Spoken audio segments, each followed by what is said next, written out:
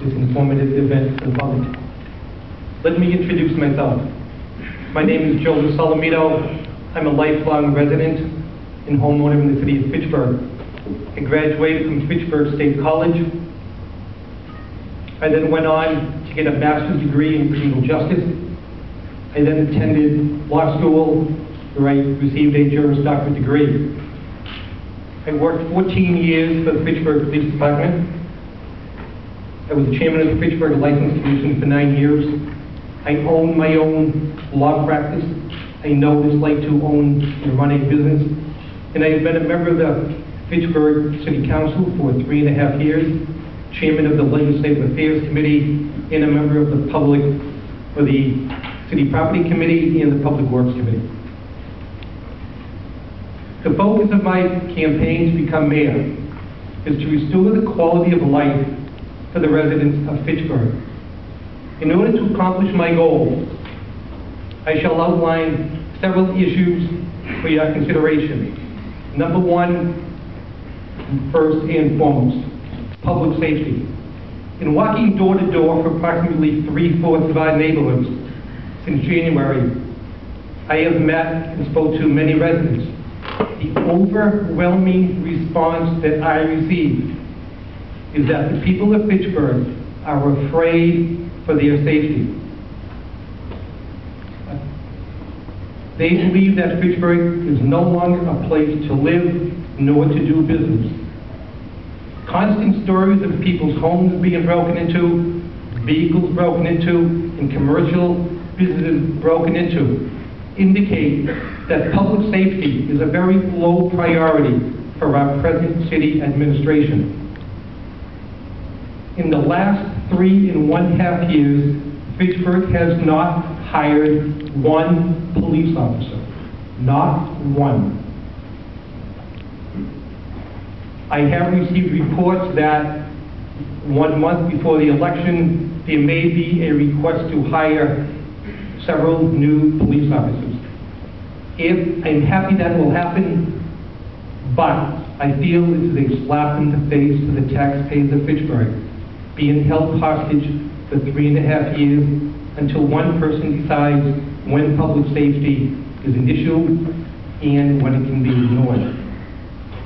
8 months ago, the Fitchburg City Council appropriated $200,000 to the mayor for the sole purpose of hiring civilian dispatchers and replacing the police officers from answering the telephone. After 5 months, members of the council questioned the administration as to where the dispatchers were and when were they going to be hired. The response was that money was spent elsewhere. Now, 8 months later, and hundreds of thousands of dollars for police officers answering the telephone, 2 civilian dispatchers have been hired. A state grant, commonly referred to as the Shannon Grant, is given to the city for one purpose: to suppress drug activity and gang activity. As a former prosecutor, I know that the reason this money is given to Fitchburg and other cities and towns is to infiltrate gangs, conduct police surveillance, to get search warrants, and to make arrests. In Fitchburg, that money, according to the police chief, was used to hire overtime police officers at the Fitchburg Coolidge Park swimming pool every minute the pool was open. That, in my opinion, is not an effective way to promote public safety within our community.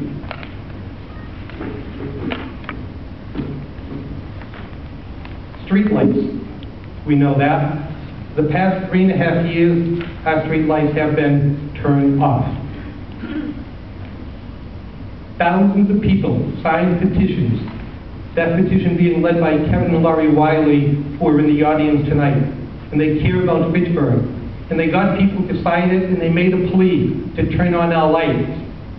3.5 years later, they have not been turned on. Their pleas have been ignored. When I first announced that I was running for mayor, the primary issue that I raised was to turn the lights on and to keep them on. I will keep that promise. I urge you, or I ask you, to go to my website, Solomito.com, and look at a comprehensive position that I have set forth on how we can afford to turn on all of our streetlights. Roads.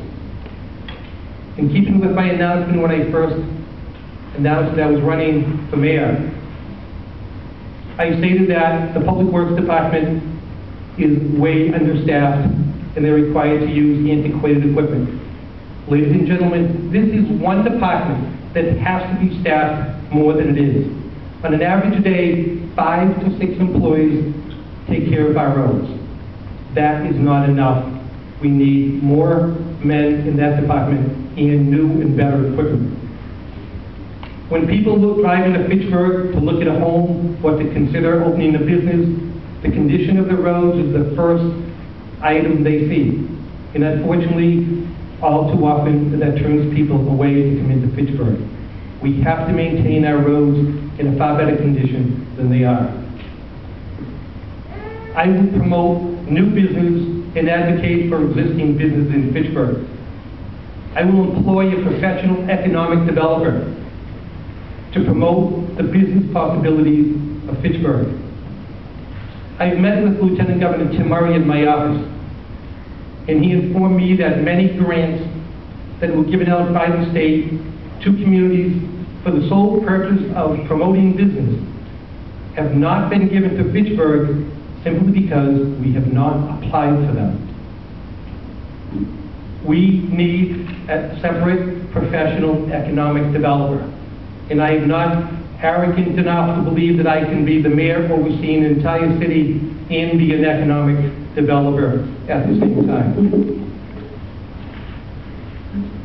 In addition, I will be a strong advocate for the presently existing businesses in Fitchburg.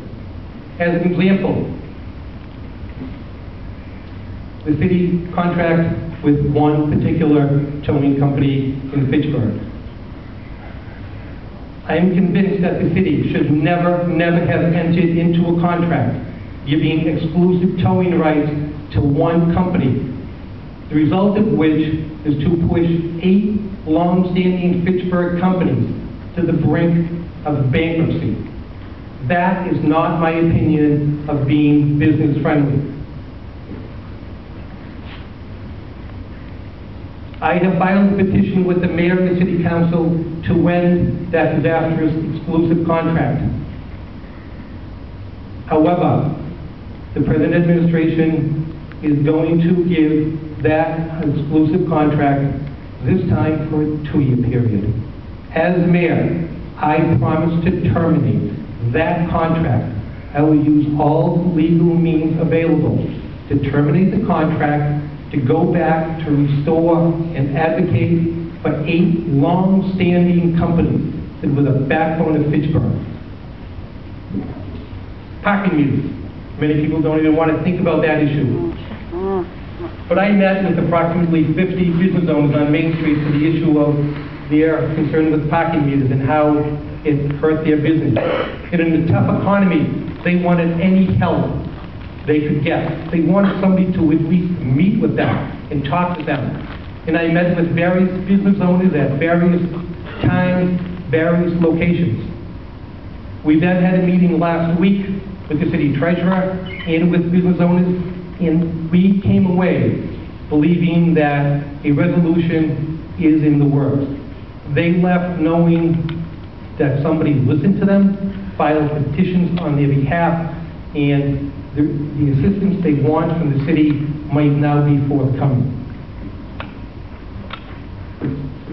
Fiscal responsibility. People ask me, how am I going to achieve the goals with the limited amount of money? My answer is, I will set a priority for the items that are the most important, and I will get them done.